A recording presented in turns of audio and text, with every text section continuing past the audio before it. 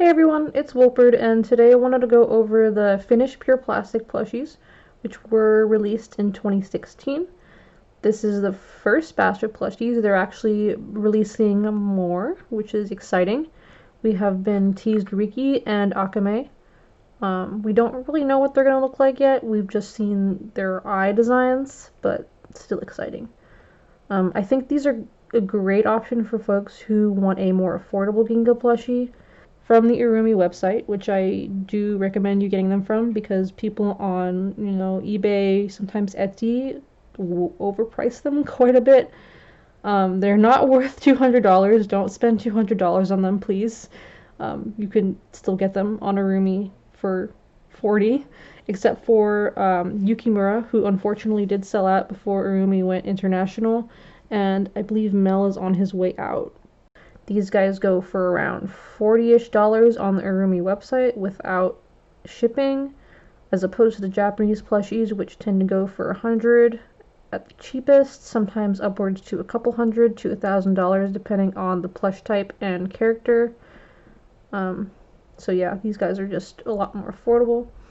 There's pros, and of course with their price there are cons, and I wanted to go over some of those. But first I wanted to go over each plushie individually.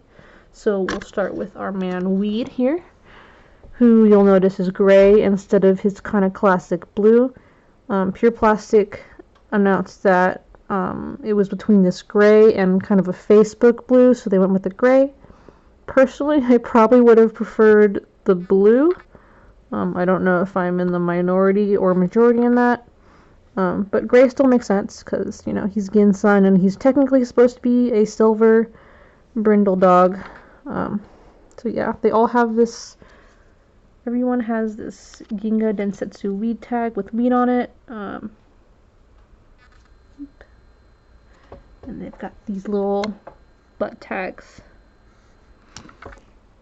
So yeah, Weed's got his nice little curly tail, which is cute, and his puppy dog eyes. And these nice sewed on eye spots. And then we have Mel, who is actually on his way out. He's almost sold out on Urumi as of recording this. But he's been almost sold out for quite a while, and no one's buying the last ones, so he might still be up for a little bit, but we'll see. He's got these little eyebrows, little embroidered eyebrows. Nice golden retriever, fluffy tail. Yeah. And then we have Jerome, who's missing one of his ears, of course. Kind of cute, upward looking puppy dog eyes, which is adorable, but also kind of funny when you think about Jerome as an assassin. Nice sewn on marking here, but the smaller markings are airbrushed. Got his fluffy tail.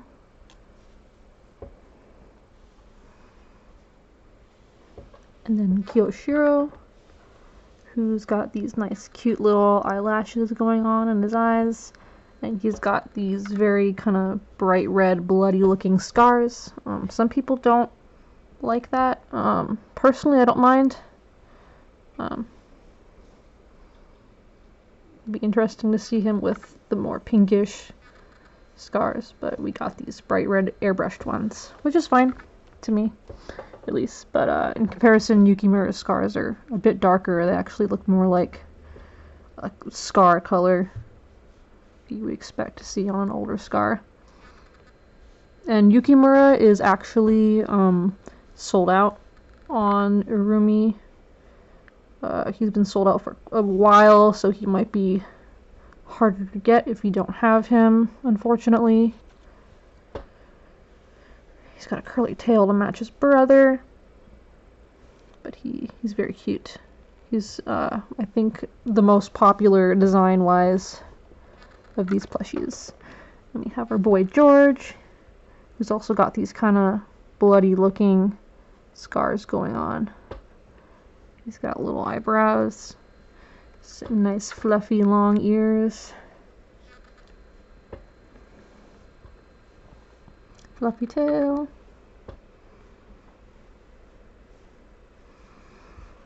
And then my personal favorite, Teshin, which I'm probably biased because he's my favorite character. He's got these sewn on eye markings and his airbrushed markings here, and he's got airbrushed spots. Fluffy tail. And then last but not least, our big bad Hogan, who probably looks the most different from all the plushies just because he's got this different fur texture. Everyone else kind of has like this sort of fluffy fur going on. Hogan's kind of got this skin tight minky fur.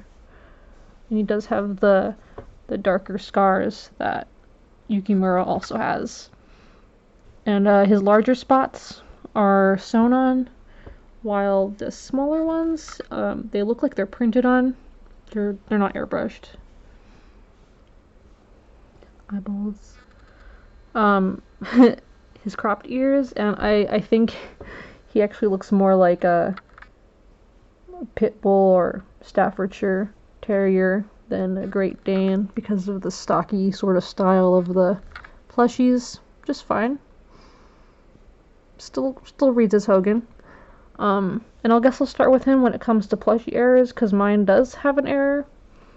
Manufacturing errors seem to be pretty common in these plushies, unfortunately.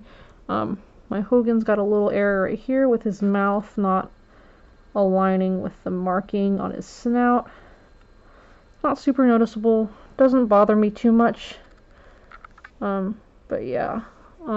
Unfortunately, a lot of these plushies sometimes have weird looking faces. I've seemed to be pretty lucky as far as face shape goes. I do have some plushies with like their scar markings kind of bleeding into their eyes. That seems to be pretty common, unfortunately. I think my George has a little bit of that too. Yeah, which is unfortunate. Also, they tend to fade and get matted very easily. I'll include a photo right here. Anything that's airbrushed tends to fade very, very easily. So scars, Jerome's face markings could fade. This fur tends to get very matted very easily if you pet it a lot or hold it a lot. Anything that includes a lot of human contact tends to make it fade, which sucks. Especially if you want to cuddle them. It might ruin your plushie.